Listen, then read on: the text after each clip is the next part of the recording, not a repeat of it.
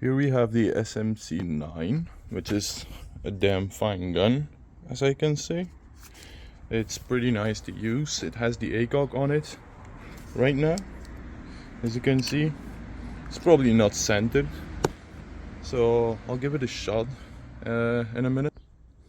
I'll give it a shot in 3, 2, 1. It has the option to full auto,